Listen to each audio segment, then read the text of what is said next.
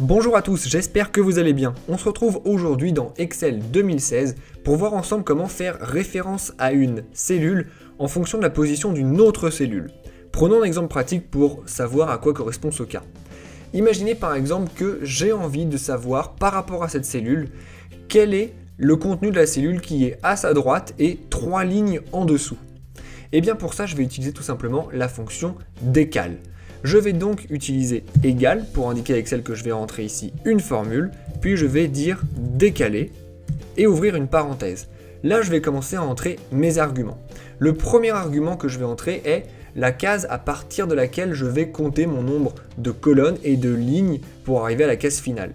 Là, par exemple, j'avais dit que je voulais partir de celle-ci. Après ça, je vais mettre un point-virgule et je vais lui indiquer de combien de lignes en dessous de cette cellule-là je veux me décaler. Donc là par exemple j'avais dit que je voulais me décaler de 3 lignes, donc je vais rentrer 3. Après ça je vais faire exactement pareil pour la colonne. Là par exemple je voulais la cellule à droite de ceci, donc je vais dire que je me décale d'une colonne. Je peux fermer ma parenthèse, valider, et vous voyez que ça me renvoie Anna.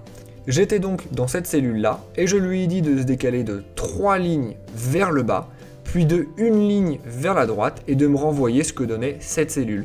C'est exactement ce que Excel a fait.